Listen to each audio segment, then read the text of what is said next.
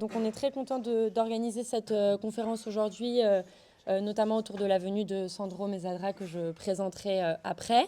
On a appelé cette conférence le marxisme contre la catastrophe, guerre, impérialisme et écologie. Peut-être pour expliquer un petit peu pourquoi et dans quel contexte on organise cette conférence. Et après, je vais donner la parole évidemment aux intervenants. L'objectif de la discussion aujourd'hui, c'est de penser de quelle manière le marxisme et ses différentes traditions politiques à la fois peuvent être un outil et une forme de boussole et donner des clés d'analyse pour comprendre la situation et notamment la situation internationale, y compris en sortant du point de vue qu'on nous offre en fait dans les médias et dans les classes dominantes, parce qu'aujourd'hui quand on regarde, si on regarde CNews, ils nous disent carrément que limite il faudrait importer la politique horrible de Trump en matière d'immigration en France, mais même dans d'autres médias dominants, on nous parle du fait que Trump il est un petit peu fou et qu'il aurait un problème psychiatrique, mais il n'y a pas beaucoup de clés données pour comprendre plus profondément qu'est-ce qui est en train de se passer au niveau de la situation internationale. Donc on pense, nous, que la méthode d'analyse du marxisme, elle est aujourd'hui viable pour essayer de réfléchir les rapports de force internationaux, que ce soit d'un point de vue économique, politique, mais aussi social. Mais aussi, le marxisme, c'est un outil pour comprendre et analyser la société, mais surtout pour pouvoir et aussi la transformer. Et donc aussi, si on fait cette conférence, c'est pour essayer de réfléchir comment est-ce qu'on ne reste pas dans notre impuissance ou dans notre passivité vis-à-vis d'une situation internationale où les guerres, elles sont de plus en plus présentes, où les agressions impérialistes, elles se multiplient, où il y a un génocide en Palestine qui continue depuis 2 ans et qui est dans la continuité de 75 ans de colonisation par l'État d'Israël. Donc c'est un petit peu ça qu'on va essayer de discuter ce soir, à la fois de se donner ensemble des clés d'analyse et en même temps des clés pour l'action.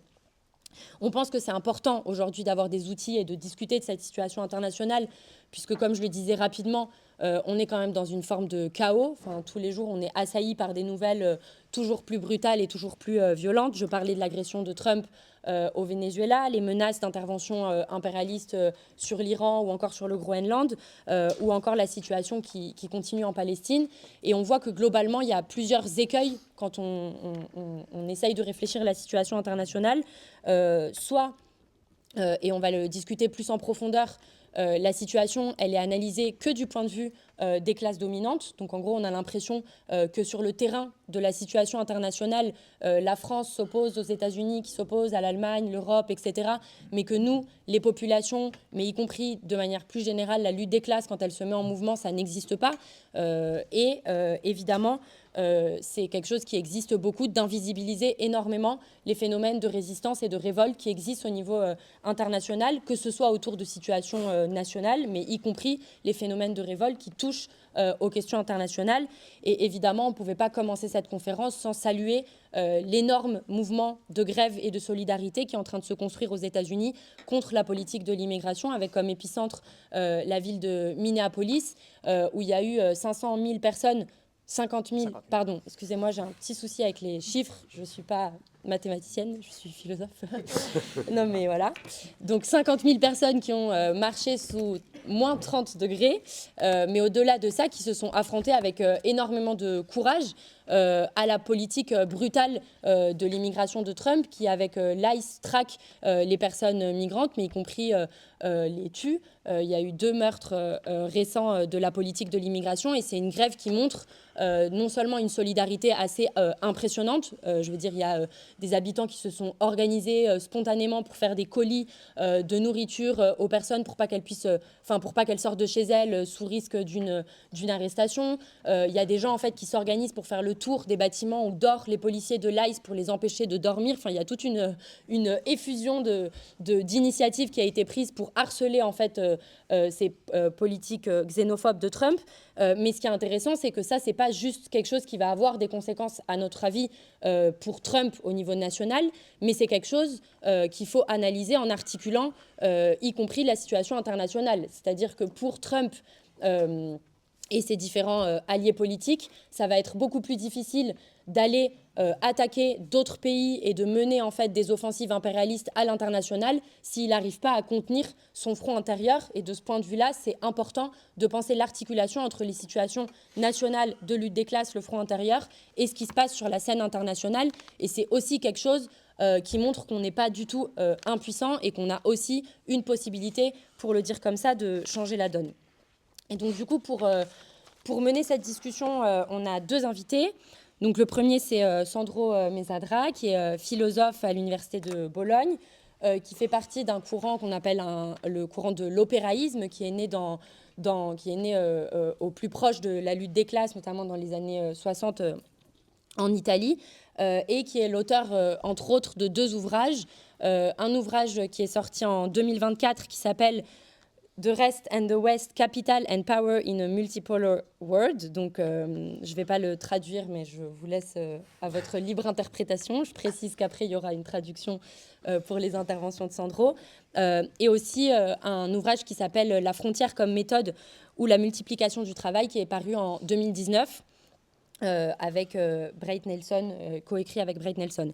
Ce qui nous paraissait intéressant dans la pensée de Sandro et pourquoi on est aussi super content de l'avoir avec nous ce soir, c'est que c'est des ouvrages qui cherchent à réfléchir les multiples crises que l'on peut voir du capitalisme, soit les crises économiques, écologiques, sociales, politiques, dans le cadre des mutations plus de fond du capitalisme, et essayer de réfléchir comment est-ce que les rapports de production et de reproduction, ils infusent, y compris dans les rapports sociaux de genre, de race, de classe, et y compris dans la possibilité de la lutte des classes. Et donc du coup, on est super content d'avoir Sandro. Et on a aussi invité du coup Vincent Rissier, qui est membre de Armes de la critique, qui est le supplément théorique de Révolution permanente, qui va sortir le 20 février son premier livre qui s'appelle Contre l'écologie de guerre, et qui discute, pour le dire rapidement, du passage de l'écologie bourgeoise qui a commencé, enfin, de la manière dont les courants de l'écologie libérale et bourgeoise se sont mis à défendre de manière assez acerbe le militarisme, à la fois comme nouvelle voie pour l'écologie, mais y compris comme enfin voilà, on dit de comment est-ce que l'écologie libérale est passée des petits gestes, de faire pipi sous la douche, aux armes lourdes et à la défense du militarisme. Donc du coup, pour commencer, on va avoir deux grandes parties dans la conférence. La première, je vais poser une question à chacun sur justement cette histoire des clés d'analyse pour essayer de comprendre un peu où on en est. Évidemment, ça ne sera pas exhaustif, et l'idée aussi après, c'est d'avoir une discussion avec la salle. Et une deuxième partie pour essayer de réfléchir un peu comment on s'oriente et quel type de point d'appui on a dans la situation. Donc pour commencer, j'ai une question pour toi, Sandro. Et donc du coup, je précise que Sandro, il va parler en anglais et Julien va traduire en français. C'est ça l'internationalisme aussi, donc il faudra être un petit peu patient. Mais voilà. Donc du coup, pour essayer d'introduire la discussion, Sandro, toi, du coup, je disais, il y a beaucoup de débats en ce moment sur l'état du capitalisme, y compris les nouvelles formes de domination du capital dans le contexte d'une crise importante du néolibéralisme, d'une crise, y compris de l'hégémonie nord-américaine. Donc, ça ouvre plein de types de débats sur les nouvelles formes de domination, etc. Et toi, tu essayes de remettre au centre, justement, l'analyse de la guerre, tu parles de régime de guerre, etc. Et dans ton ouvrage, tu dis que tu essayes aussi de poser cette analyse en contrepoint ou en critique d'analyse dans les courants internationaux, dans la scène internationale, qui centrent leurs analyses sur la manière dont les États vont agir sur la scène internationale, et donc en gros des analyses qui seraient centrées sur en fait les rapports de force étatiques et qui laissent pas de place du coup aux rapports sociaux. Et toi, tu défends la nécessité d'une géopolitique marxiste, critique et radicale.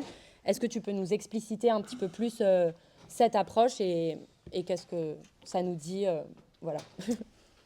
Merci beaucoup pour l'invitation. J'ai compris français, mais je ne peux pas vraiment parler. Malheureusement, je dois parler anglais. So I'm really happy to be with you tonight. I think we are living through dark times and we need to multiply this kind of meetings, of gatherings. We have to multiply exchanges, complicity, working toward a new internationalism. I will try to be quick, which means that I may be schematic if there is something not clear in what I say. I think we'll have the opportunity to discuss later. Since the Russian invasion of Ukraine, war has become atmospheric. And I speak of an atmospheric war in the same sense in which Frantz Fanon spoke of atmospheric violence shaping the colonial condition. Since 2022, we have been confronted with a proliferation of wars, including the genocide in Gaza, and the proliferation of war regimes. I speak of war regimes to shed light on the penetration of the logic of war within societies, politics, economies, even in countries that are not directly involved in wars. This proliferation of wars and war regimes happens within the framework of a triple crisis. A crisis of the international system, a crisis of the world system, a crisis of capitalism itself. Speaking of the crisis of international system means referring to what is usually discussed as the crisis of the rules-based international system, which means of a system that is predicated upon the relations between nation states. It is very important to add that today we are also confronted with a crisis of what I call with others the world system, which means the articulation between the international system and the capitalist world market.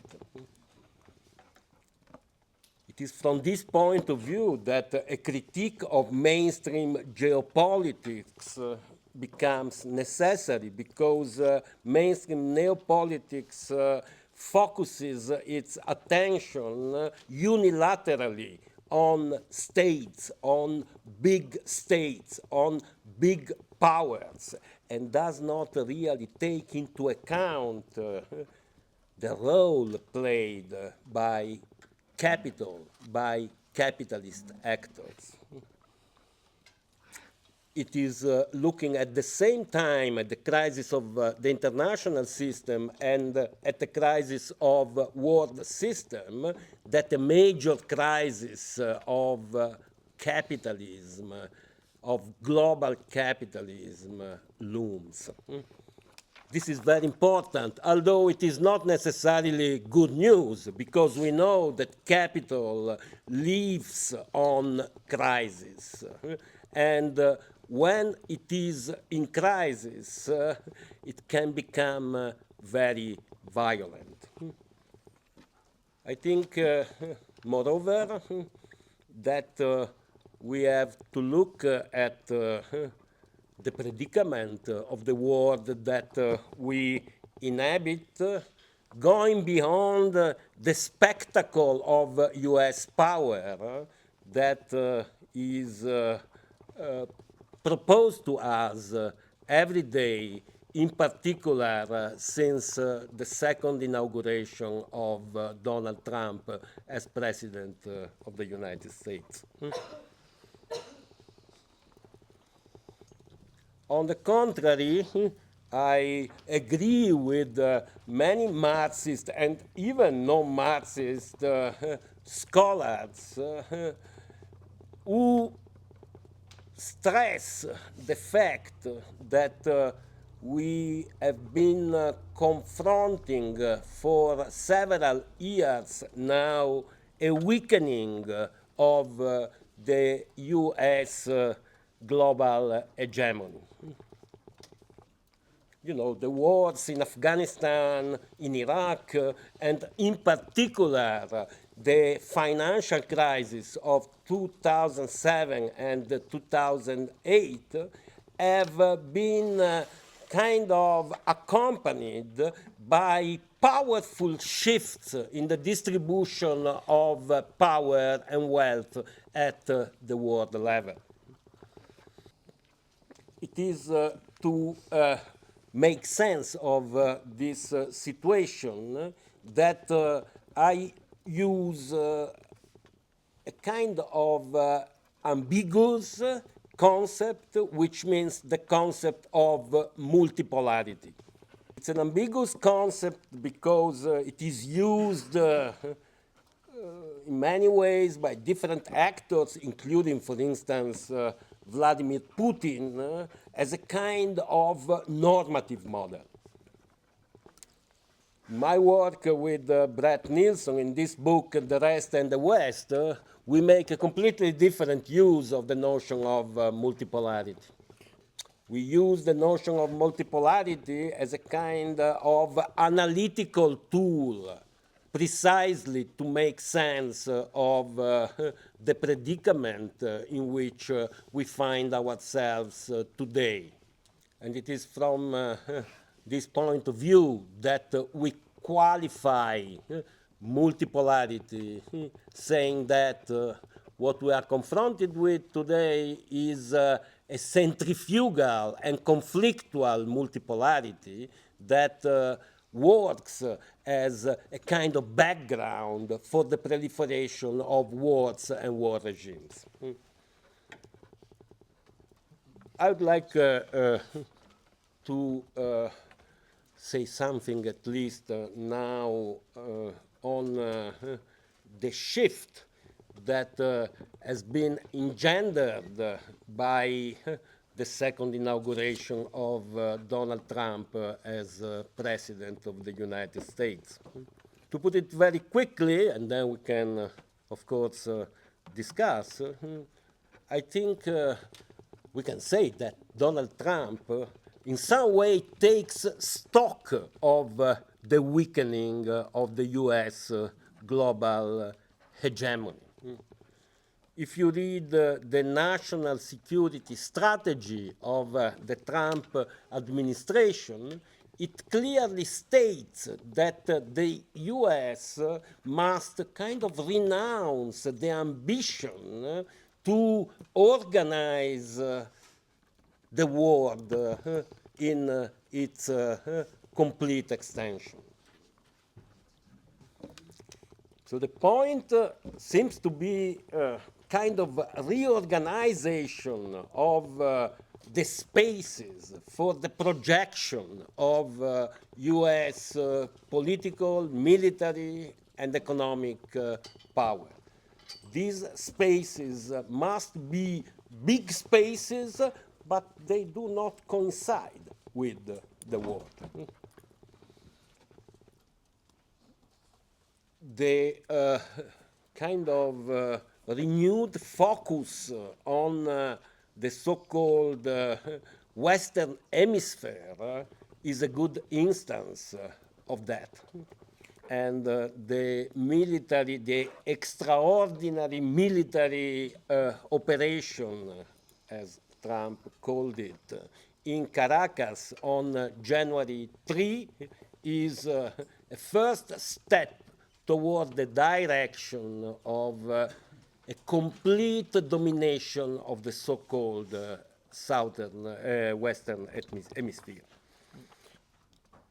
What we can say about Trump's strategy, again very quickly, is that it aims at turning the disorder of the centrifugal and conflictual multipolarity into blocks. And I use blocks in the military sense of the term. This strategy has external, Caracas for instance, and internal dimensions. This is the reason why what happens in Minneapolis is something that is structurally linked with the foreign policy of the Trump administration. I think there are two important questions that must be asked in front of this openly imperialistic turn of US politics. The first question regards the kind of capitalism that is behind this turn. And from this point of view, I think we should focus our attention on the processes of concentration of capital, the processes of formation of monopolies that have been so apparent since the pandemic. And the second question regards, of course, the limits of this kind of new imperialism. And the limits are multiple, in my opinion. They have to do also with the kind of composition of capital today. But the limits that are more important for us are the ones that are posed by social movements and struggles, as we saw in Minneapolis in the last days, and of course not only in Minneapolis. I think we will discuss this question later. Merci Sandro. Peut-être pour faire la transition avec Vincent, c'est vrai que tu discutes du coup d'une nouvelle forme d'impérialisme et qui pose des nouvelles contradictions pour la manière dont s'organise le capital à l'échelle internationale. Et c'est vrai que bon, on entend beaucoup parler, y compris dans la bouche des bourgeois, de retour de l'impérialisme. Il y a même un ancien conseiller économique de Macron qui nous a parlé de la vitalité de la théorie de l'impérialisme. Et peut-être est-ce que Vincent, tu peux nous expliquer ou réagir un peu à ça et clarifier qu'est-ce qu'on entend nous par la théorie de l'impérialisme.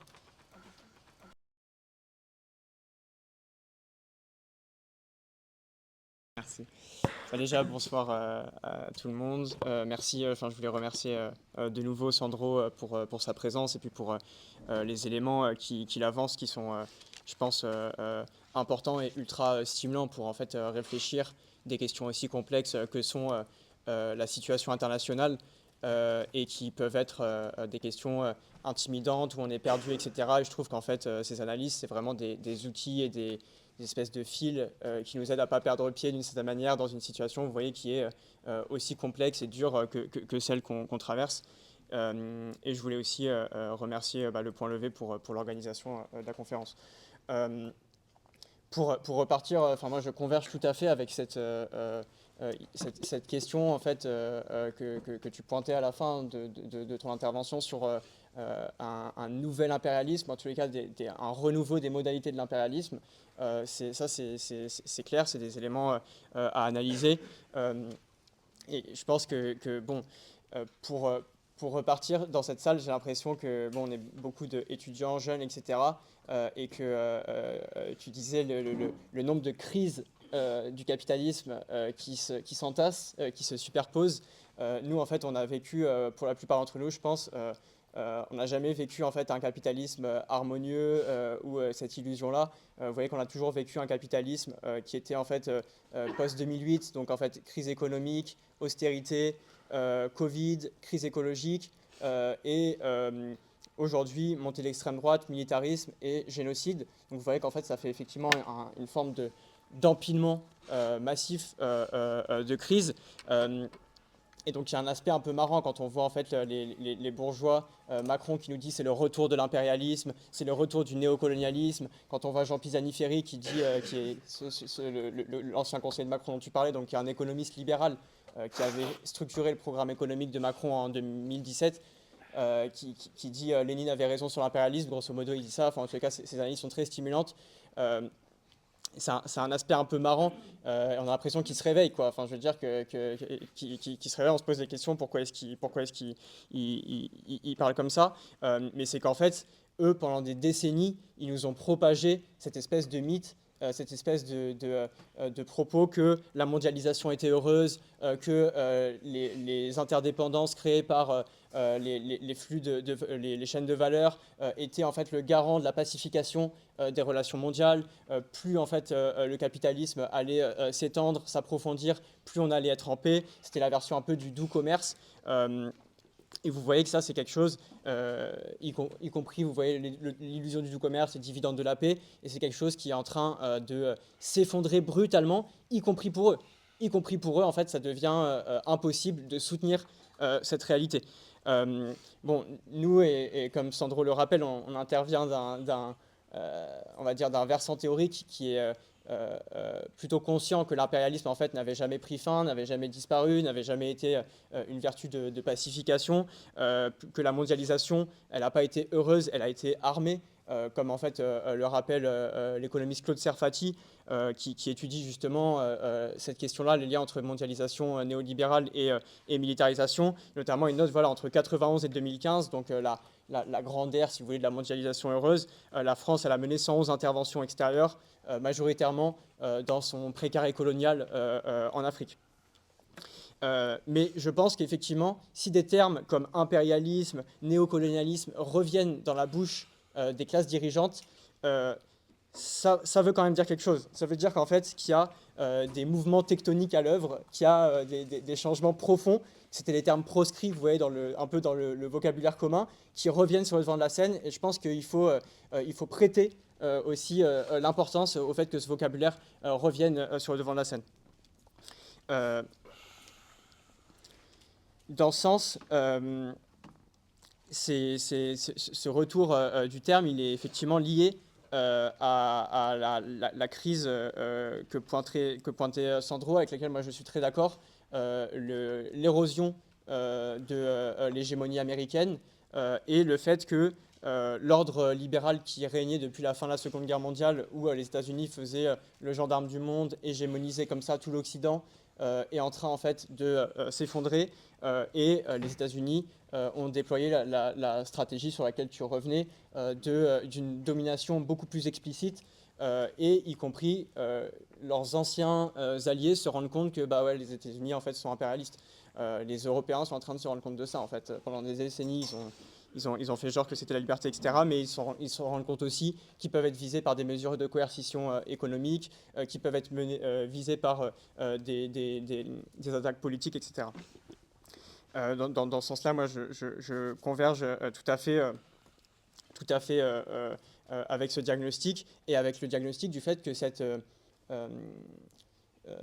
nouvelle donne, cette nouvelle stratégie de l'impérialisme américain pour chercher en fait à stopper l'érosion de sa puissance, elle est un facteur de déstabilisation et de création de nouvelles tensions.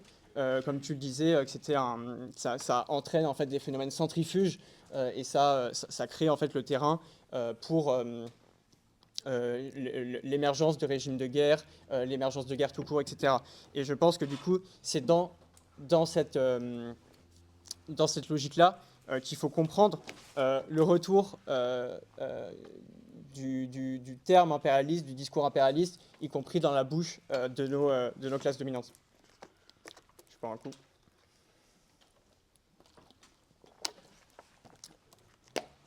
Parce que nous, bon, on est en France, ici, on est en Europe, et l'Europe apparaît d'une certaine manière dans cette nouvelle donne, dans cette nouvelle situation, entre d'un côté cette stratégie très offensive de l'impérialisme américain, et de l'autre côté l'émergence de la Chine dans ce contexte de force centrifuge et de conflits qui peuvent émerger un peu partout, l'Europe, elle apparaît comme largement désarmée et comme largement impréparée. Donc en fait, vous voyez, quand Macron, quand il pose la question de l'impérialisme, c'est pour chercher à positionner l'Europe comme une voie alternative, démocratique, entre guillemets, avec des guillemets, l'Europe serait en fait une autre voie face à Trump, face à Poutine, face à la Chine, etc. Pour chercher à positionner l'impérialisme européen dans le champ des reconfigurations en cours. Je l'appuie cet élément parce que je pense que c'est un élément central pour nous pour réfléchir depuis l'Europe, justement. Peut-être je vais passer ça vu le temps qu'on a pris. Ouais. Non, mais du coup, je dis tout ça pour capter qu'aujourd'hui, les débats sur la question de l'impérialisme, ils ont pu être pas mal brouillés. Par le fait qu'ils soient revenus aussi dans la bouche en fait, de nos dirigeants, dans les médias. Et en fait, le terme impérialiste a pu être accolé ou plutôt, rendu synonyme de Trump ou Poutine, alors qu'il faut aussi réfléchir à l'impérialisme de nos propres classes dominantes. Je faisais ce grand détour pour ça. Pour revenir peut-être sur un peu les bases, le fait que ce terme il a été brouillé, qu'est-ce qu'on entend à la base par la question de l'impérialisme? C'est une manière, souvent on le comprend comme un synonyme de colonisation ou colonialisme, et c'est vrai, mais dans la tradition marxiste, c'est une manière justement de comprendre le colonialisme, de comprendre l'assujettissement de population, de territoire, de comprendre l'émergence de guerres, de comprendre ces différents éléments comme le résultat de la contradiction entre les formes internationales que prennent de plus en plus le capital, comme l'expliquait Sandro, et le partage violent du monde entre les grandes puissances.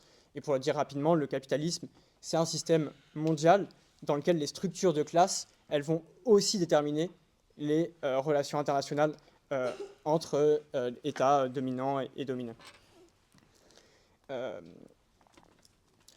Le débat sur l'impérialisme, ça a toujours été un débat important dans le mouvement, enfin dans le marxisme et de manière générale dans le mouvement révolutionnaire.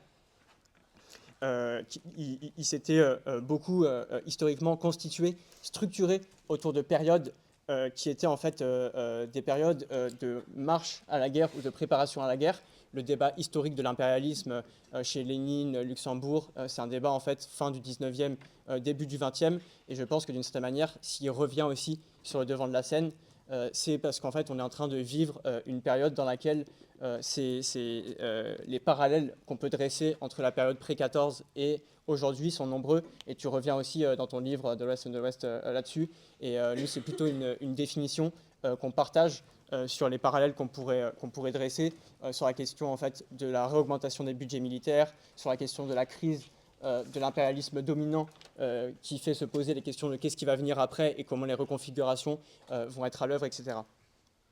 Ce qu'il faut voir, je pense, la différence flagrante avec 1914 qu'il faut que nous, on soit conscients et qu'on réalise dans la question de notre activité politique, c'est qu'en 1914, il y avait des forces politiques constituées massives, très puissantes, qui avaient juré, fait serment, avant de trahir terriblement, mais qui avaient juré de résister à la militarisation, de déclencher des grèves générales à l'échelle européenne si les États se déclaraient la guerre, qui avaient une pratique de la lutte des classes, qui était trempée dans la lutte des classes, et que vous voyez aujourd'hui, si on fait le parallèle sur le point de vue de notre organisation, de à quel point est-ce qu'on est prêt ou pas à riposter, vous voyez qu'aujourd'hui, les forces de gauche, elles ont, si on n'est pas encore au déclenchement d'une guerre immédiatement, etc., à l'échelle mondiale, les forces de gauche ont déjà trahi préventivement.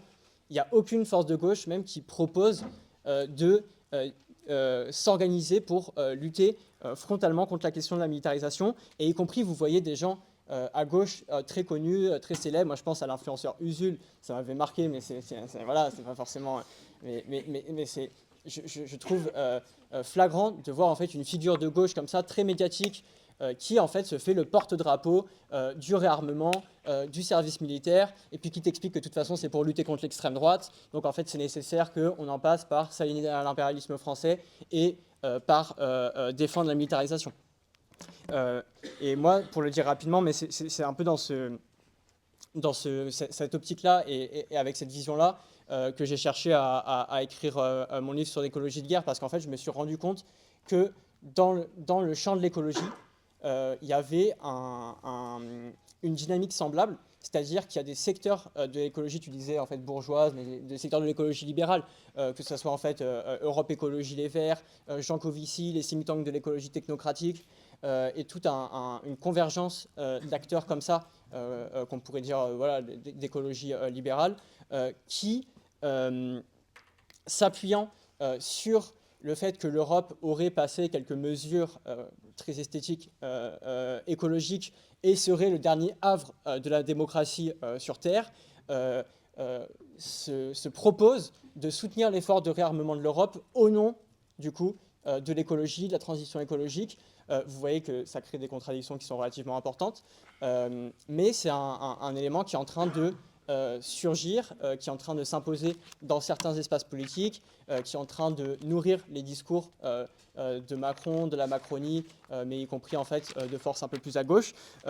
Et c'est un peu dans cette optique de la bataille en fait contre ces mésusages, on va dire, de l'impérialisme, que j'ai cherché à réfléchir cette question-là, dans le sens où la question centrale face à l'impérialisme, c'est qu'il y a des impérialistes qui sont ennemis de notre propre pays, mais nous, là où on peut agir centralement face à l'impérialisme, c'est dans la lutte contre notre propre impérialisme.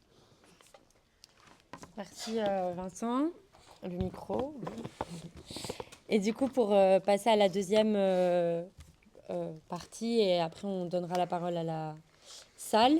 Bon, par rapport au constat qui a été dressé, il est un peu, ça apparaît à la fois par rapport aux multiples crises qu'on doit réfléchir politiquement la question de l'internationalisme, à la fois parce que, en fait, on pourrait, le fait de la multiplication des crises dont vous avez parlé à votre manière différemment, mais a de plus en plus d'impact sur nos quotidiens. Je pense depuis la crise, notamment, bon, il y a la question de l'Ukraine, il y a la question de la crise de la pandémie, je veux dire, où en fait les crises internationales, elles ont un impact sur les aspects les plus quotidiens de notre vie, mais y compris d'un point de vue politique.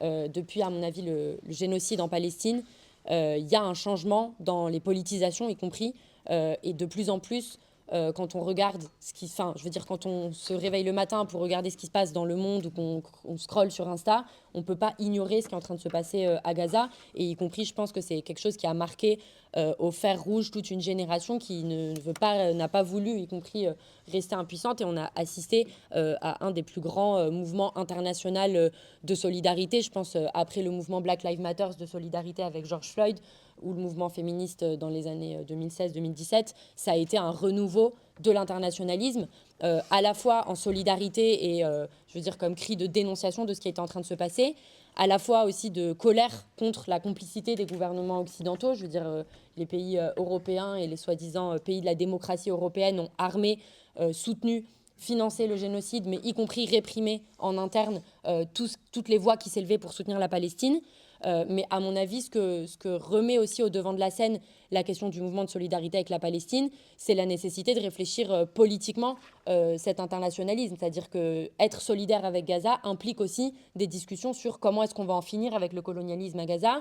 Il y a toute une discussion sur est-ce que en fait, le droit international a été un outil. On a vu que le droit international, il a été piétiné à multiples reprises, non seulement par l'État d'Israël, mais y compris par l'ensemble des puissance complice, mais aujourd'hui il est aussi piétiné par Trump, donc ça implique aussi une perte de repères d'une certaine manière des usages communs dans la gauche institutionnelle, notamment du droit international.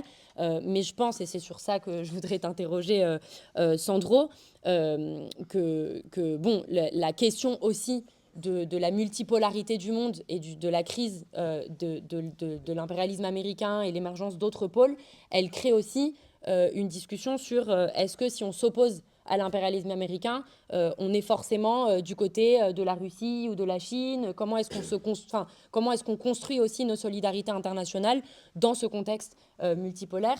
Et il y a une formule que j'ai bien aimée dans ton ouvrage où tu discutes justement que la multipolarité, ça ne doit pas être un drapeau ni un slogan. Et tu prends pour exemple le fait de dénoncer les agressions impérialistes des États-Unis et de l'ensemble des puissances occidentales, par exemple, vis-à-vis du régime iranien, ne doit pas nous empêcher ou ne doit pas nous faire abandonner, tu dis, je crois, la solidarité avec, par exemple, le mouvement Femmes, Vie, Liberté et les protestations contre le régime iranien. C'est-à-dire en mode comment on articule la lutte contre l'impérialisme américain, en l'occurrence en Iran, avec une solidarité effective de celles et ceux qui se proposent de lutter contre cet impérialisme, y compris contre leur propre régime en Iran. Donc du coup, c'est un peu une double question. Comment est-ce qu'on construit l'internationalisme dans ce contexte de multipolarité, mais aussi, bon, évidemment, comme tu viens d'Italie, qu'est-ce que tu peux nous dire aussi sur cet incroyable mouvement de solidarité qu'on a vu avec la Palestine en Italie, qui a non seulement réveillé une vague internationale de lutte des classes sur la question palestinienne, mais qui a compris fortement et dangereusement remis en question la politique de Meloni sur le soutien inconditionnel à l'État d'Israël. Voilà, longue question. Tu as 10 minutes. Okay. Yes, you touched upon a very important question that is usually discussed with the notion of campism. I think the critique of campism is a crucial task for any revolutionary movement. I was talking about the need to articulate a critique of mainstream geopolitics. Campism is a geopolitical understanding of anti-imperialism. Internationalism is reduced to relations between established powers and possibly great powers. Completely obscured by campism is the crucial issue for us, which means the quality of social relations prevailing in a country, in a region. The Islamic Republic of Iran is a kind of enemy of the US, and so we have to stand behind the Islamic Republic of Iran. This kind of rhetoric circulates a lot in these days. So you don't need to ask which kind of social relations are promoted, are reproduced by the Islamic regime in Iran. For me, the main point when we talk about the need to formulate a new internationalism is precisely the opposite, is the forging, the collective forging of a new politics of liberation. And I am convinced that an effective new politics of liberation can only be forged hand in hand with the new internationalism. The struggle for what Ilan Pappé, among others, calls global Palestine was a crucial instantiation of the potentialities of a new internationalism.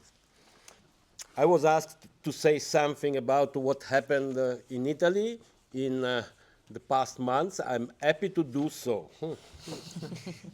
You know, last summer we were talking among comrades and we were saying this is the lowest point of social struggles in Italy. Of course, we had mobilizations for Palestine. We have a lot of social struggles going on in the country, but social struggles were fragmented in the last couple of years, and the mobilizations for Palestine were, you know, kind of bounded mobilizations. And then between September and October, we had unprecedented mobilizations. You know, I'm not very young, but not a teenager.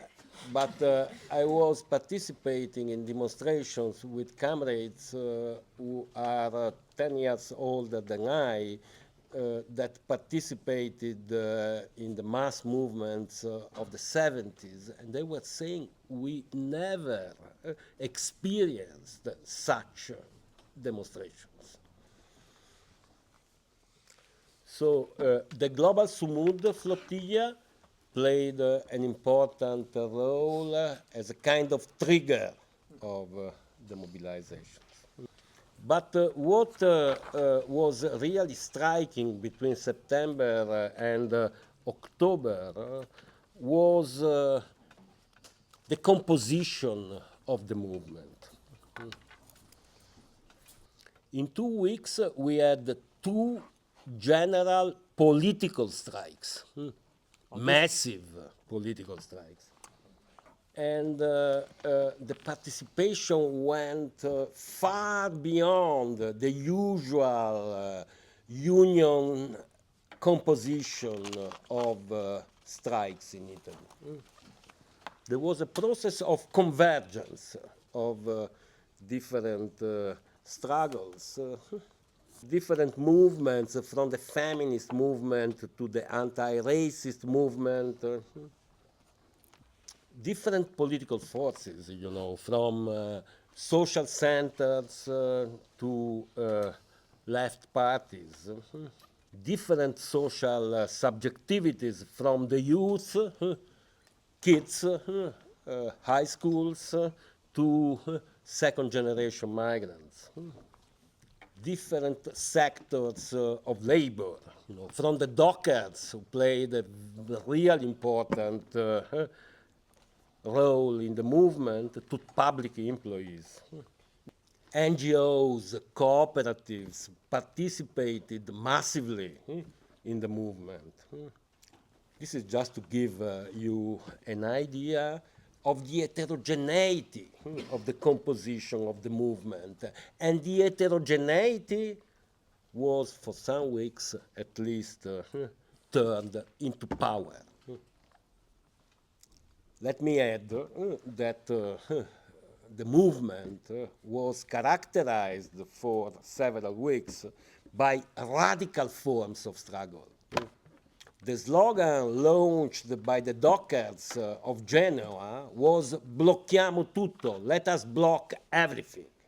We didn't block everything, of course, unluckily, but we blocked highways, we blocked train stations, we blocked 3 airports.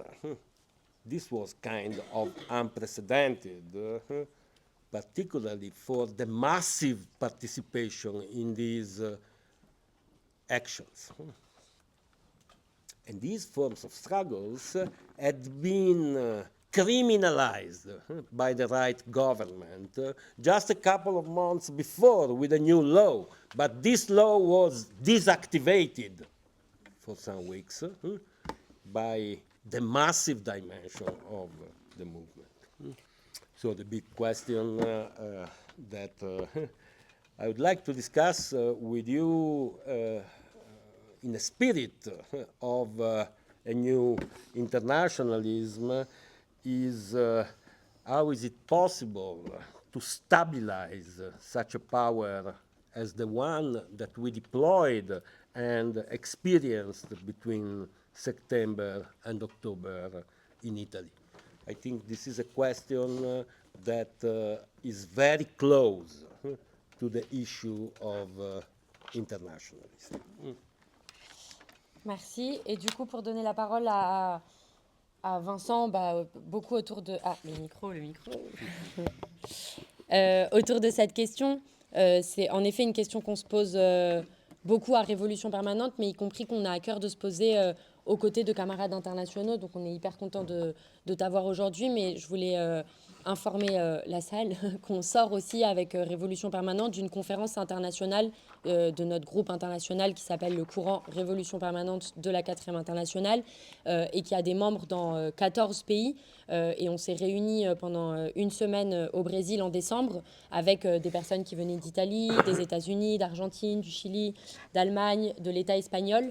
Et pourquoi je dis ça? Parce qu'y compris, je pense que précisément, la question qui nous a animés était la question de comment on généralise le cas italien, comment est-ce qu'on réfléchit profondément ce qui s'est passé en Italie, à la fois pour tout ce que tu disais de ce que ça a montré, des potentiels d'une mobilisation de masse et qui détruit non seulement les lois de Meloni, mais aussi toute forme de scepticisme sur la possibilité de l'irruption en fait, des masses sur la scène du politique, mais aussi généraliser l'Italie dans le sens où la mobilisation en Italie, elle a montré que dans la situation internationale, il y avait certes énormément de crises, certes énormément de guerres, mais aussi beaucoup en potentiel de possibilités de révolte et de révolution.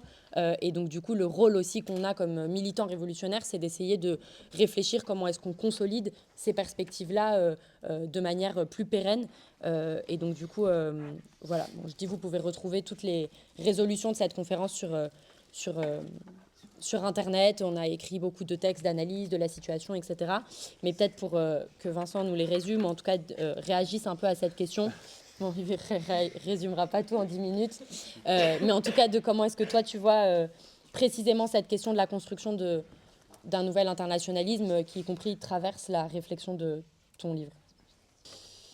Oui, la question que pose Sandro, c'est un peu je sais pas, c'est la question à 1000 €, quoi. Enfin, c'est la question centrale.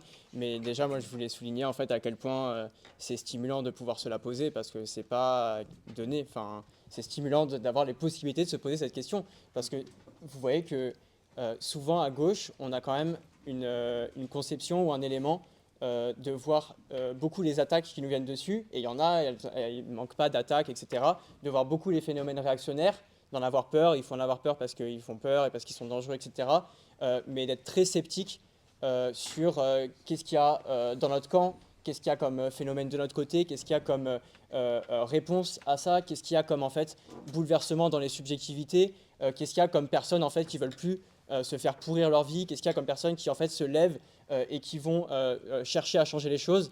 Et je pense que un peu le résumé ou les éléments que tu nous donnais de l'Italie nous donnent des éléments qui montrent que la situation n'est pas uniquement en fait un rouleau compresseur qui vient sur notre gueule, mais qu'il y a également des réponses de notre camp, des réponses de notre classe. Bon, nous en France, on a eu aussi la réforme des retraites, il y a eu des mobilisations sur la Palestine, etc. On ne part pas de rien d'une certaine manière. Et donc la question de comment stabiliser, comment chercher à ancrer ces mouvements de refus qui explosent comme en Italie par exemple, c'est une question qui est éminemment stratégique. C'est la question de la stratégie.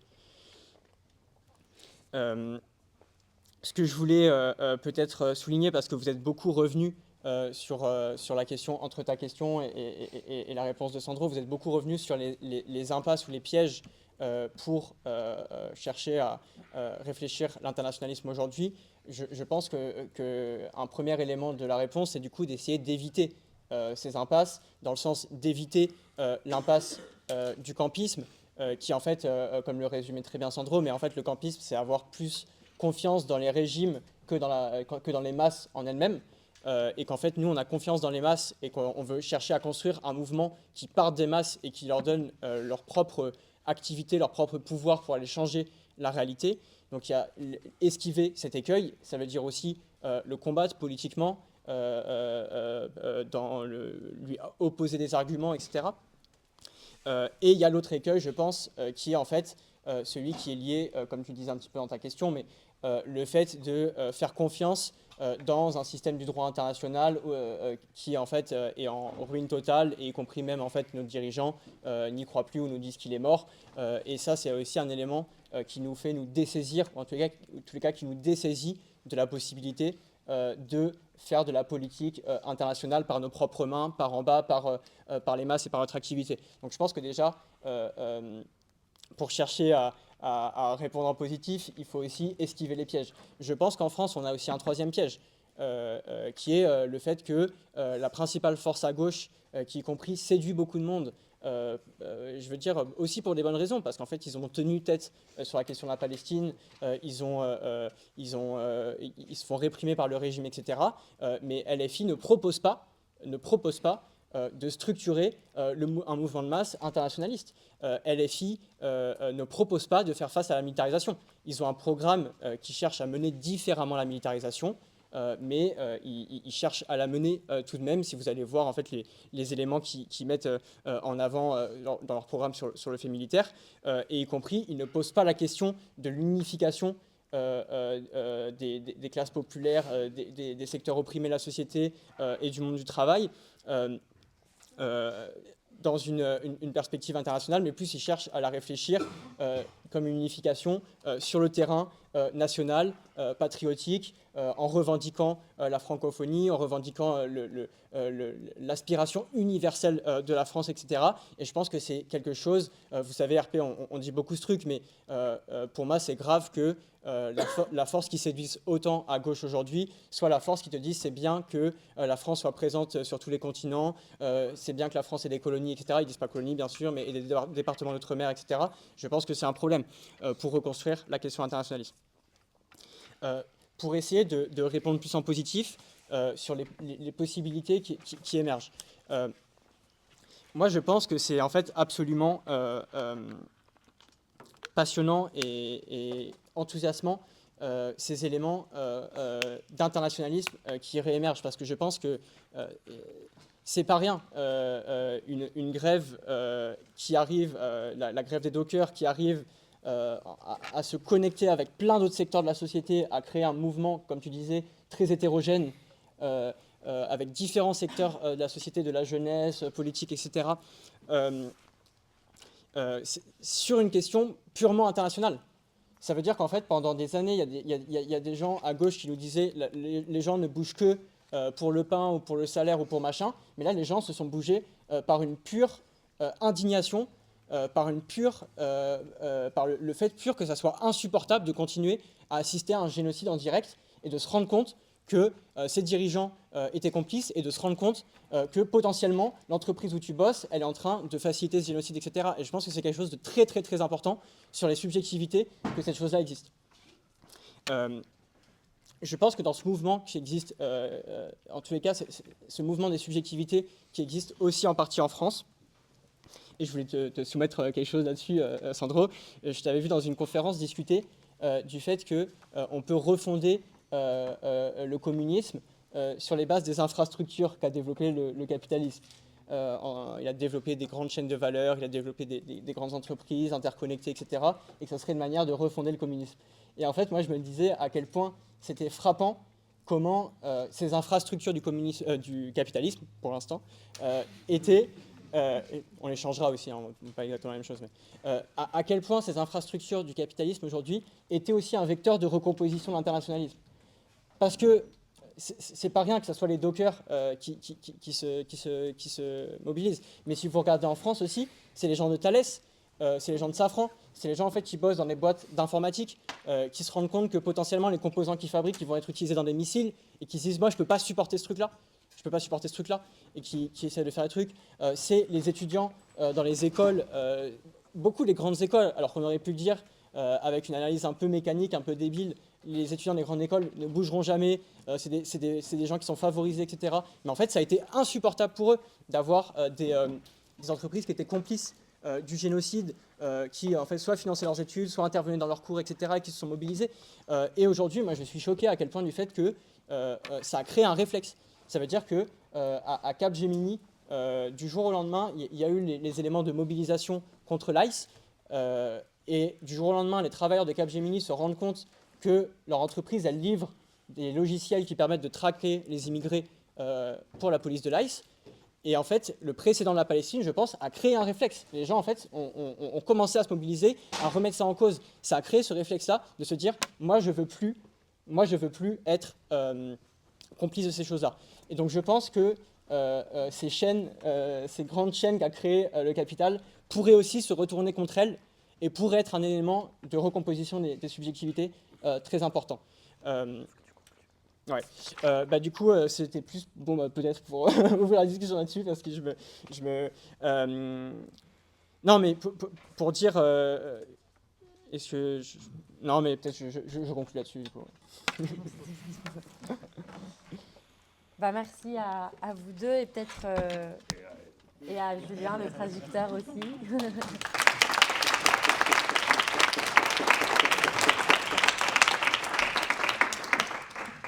Maintenant, l'idée, c'est qu'on puisse discuter avec la salle. Donc, n'hésitez pas à dire vos questions, votre avis, vos objections, vos réflexions, etc.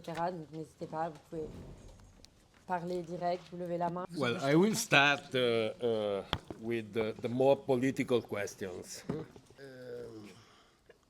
I understand what you say about the Revolutionary Party. But you know, I lost count of how many revolutionary parties we have in the small country called Italy. This is a point because over the last decades, we have not witnessed in any part of the world the rise of a revolutionary party able to lead the masses, to put it very simply. Believe me, I don't want to oppose self-organization to the hierarchy of the Revolutionary Party. I do not want to oppose horizontalism to verticalism. There is a quite interesting book written by a Brazilian comrade, Ricardo Nunes, neither horizontal, neither vertical, which is good contribution to the discussion of organization. And anyway, I acknowledge the relevance, the urgence of the problematic that is raised by the name Revolutionary Party. I take a kind of middle position. Last year we launched a new militant journal in Italy in the tradition of revolutionary workerism. And the first issue of the journal is dedicated to the issue of organization. And we use the tool of militant inquiry that was forged in the 1960s within powerful workers' struggles to understand the ways in which people organize, in which different kind of organizations act. From, self-organized social centers to grassroots unions to political parties. So I think we have to keep this question open. We have to continue to investigate and to experiment. We still have to discover the political form of a politics of liberation today, and that discovery can only be a collective discovery. I am struck by your question on dualism of power, dual power, because I have been writing quite extensively on this question in the last years. To put it quickly, for want of time, I think we have to go back to Lenin, to his extraordinary vision of dualism of power, but we also have to go beyond Lenin. What I propose is to think of dualism of power as a kind of permanent condition that is able in particular to work as the political foundation of a new theory of the transition to communism. The question of imperialism. You know, first of all, let me say that today we are facing what we can call a new imperialism. First of all, because after the end of the war, the Cold War, there was only one imperialism, US imperialism. Today, imperialisms are to be named in the plural. But all existing imperialisms, take Russia for instance, are capitalist in their nature. And this is a crucial point for the critique of Campism. You are right about Lenin, of course. Lenin stressed the connection between processes of concentration of capital, of monopolistic concentration of capital, and imperialism. Once again, while we can take this point from Lenin, we also need to stress discontinuities.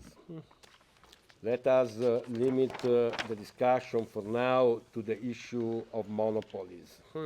I think it is crucially important to focus our attention, our critique on processes of monopolization that are instantiated by big tech in the US. What is big tech? You know, big tech is a kind of cartel of what we can call infrastructural platforms, which means platforms that appropriate the conditions of social cooperation.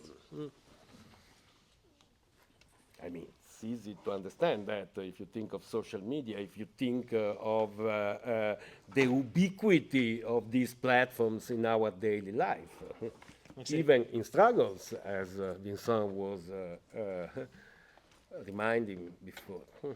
Well, a monopoly on the basic conditions of social interaction, cooperation, is something different from a monopoly on steel. So this is a kind of important difference for me. And now I come to China, again, a crucially important question. To put it quickly, once again, my take on China is that it is developing a form of capitalism with Chinese characteristics.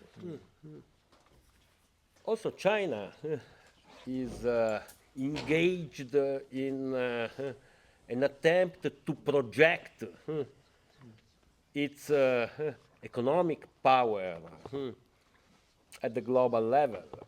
You know about the Belt and Road Initiative, the New Silk Road. You may know there are debates on China's neo-colonialism in Africa. there are people who say that China is simply another imperialist power. Well, you know, I resist this kind of oversimplification. I think it's much more complicated and in a way interesting. But if you think of Lenin, well, Lenin was saying that what characterizes imperialism is not the export of commodities, it is rather the export of capital. China is exporting capital, very apparently, you know. So it would be nice to have more time to discuss this. I come to the two more focused questions. Violence atmosphérique is a phrase employed by Fanon in his description of the colonial situation in the wretched of the earth. I wouldn't say that in Fanon you find a theory, a grand theory of atmospheric violence, but I find that the image particularly striking. And through this image, Fanon describes the ubiquity, the pervasive nature of violence in the colonial condition. And then international system, world system. Over the last years, I have engaged in dialogues with so-called world system theory, and in particular with the work of Giovanni Arrighi, an Italian sociologist, economist, historian, who moved to the US at the end of the 1970s and worked with people like Immanuel Wallerstein. What I find interesting, among many other things, in Arrighi's work is his take on what I consider a very important concept in Marx's critique of political economy, which means the world market. To put it quickly, what Arrighi raises is the question of the political organization of the world market. You know, Marx says there is no modern capitalism without the world market. It's a very radical statement by Marx. Arrighi says this is right, but the world market needs to be politically organized.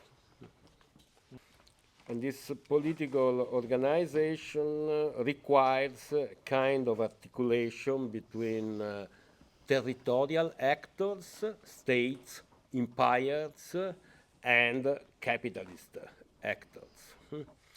This is what is usually obscured by analysis of international politics, only focused on states, which means on the international system. Oui. Si ça vous va, peut-être Vincent, il va réagir aussi aux différentes questions, etc. Et ensuite, 2 minutes. Et ensuite, on va clôturer la conférence. Oui, puis la discussion, elle se poursuit après, mais juste un élément pour rebondir, je pense, et qui fait peut-être un peu la résonance avec la...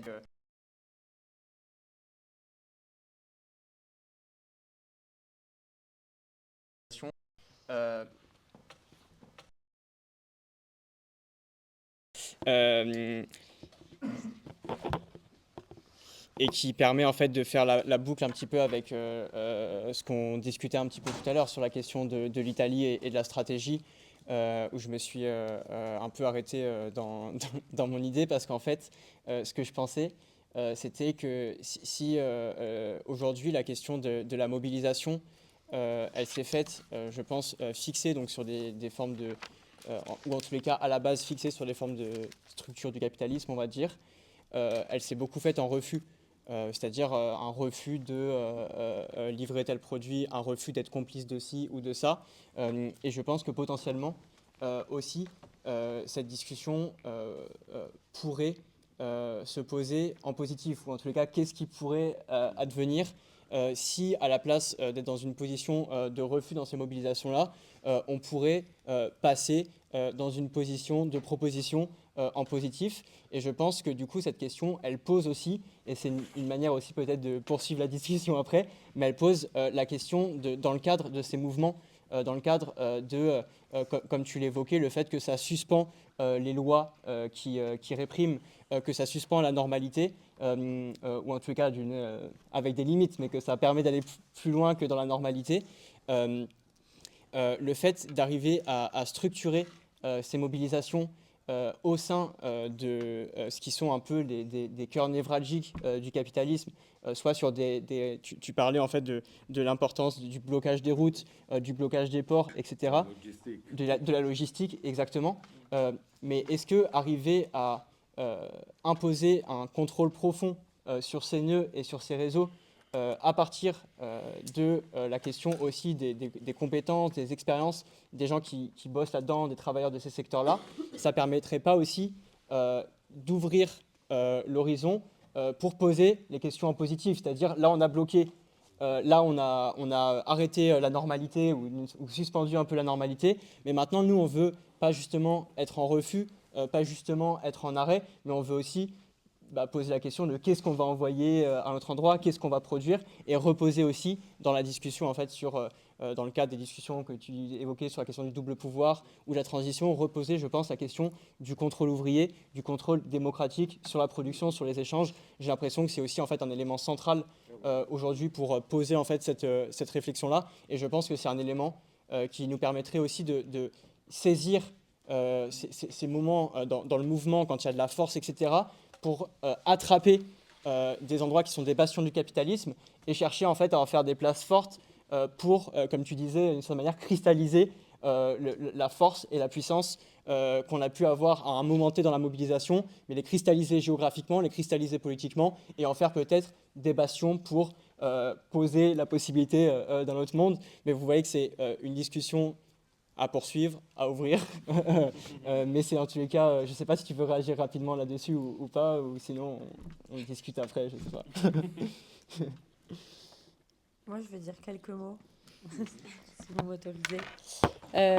Parce que j'ai l'impression, de fait, il va falloir qu'on rende la salle, donc on vous propose aussi après d'aller boire un coup devant la fac pour continuer à discuter. Mais je voudrais dire une chose, et après vous proposer un programme anti-impérialiste pour les jours qui viennent. C'est que, à mon avis, peut-être aussi, j'ai l'impression qu'on n'est pas habitué à avoir ce genre de discussion en vrai, que ce soit dans le cadre de l'académie, dans l'université, etc., avec ce type de catégorie d'analyse du marxisme. Et donc aussi, c'est pas la dernière réunion de conférence marxiste qu'on organisera avec le Point Levé. Il y en a une prochaine autour du penseur Marcuse le 16 février. Normalement, ça sera dans la même salle, donc vous pouvez déjà noter la date. Mais si je dis ça, au-delà de cette question-là, je pense qu'aussi, il faut avoir un peu comme leçon. Je pense qu'on se doit d'arriver à se doter justement de ces outils-là, mais y compris de connaître mieux pas juste les situations politiques internationales quand il y a des mobilisations, c'est-à-dire en fait ce qui se passe en Italie quand ça explose et qu'il y a une mobilisation, etc.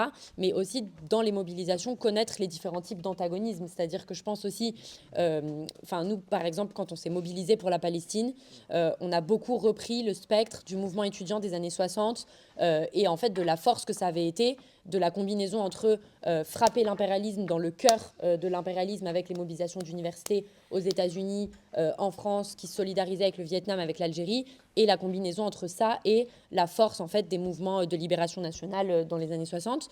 Mais que si vous regardez les écrits politiques des forces dans les années 60 de jeunesse et de ce qui se discutait au sein de l'université. Je dis ça aussi peut-être pour dire qu'on a un rôle aussi à jouer en tant qu'étudiants et au sein des universités, se discuter de manière assez aiguë et acerbe, se reproduisaient les différents débats qui existaient dans les différentes fractions de la libération nationale, de qui était avec Ho Chi Minh, qui n'était pas d'accord avec la stratégie d'Ho Chi Minh, etc., pour le dire rapidement.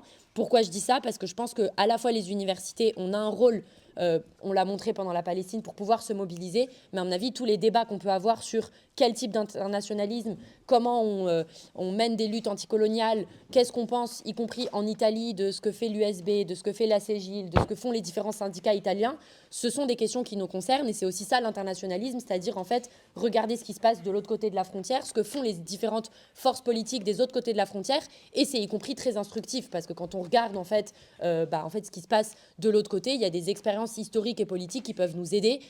Par exemple, nous on prend souvent l'exemple de l'expérience des gouvernements néo-réformistes, par exemple en Grèce. À quel point est-ce que ça a permis à la population de résister face à l'offensive libérale de l'Europe, etc. Bon, je développe pas, mais je pense que ça doit aussi nous servir de leçon de regarder davantage ce qui se passe de l'autre côté des Pyrénées ou de l'autre côté des frontières.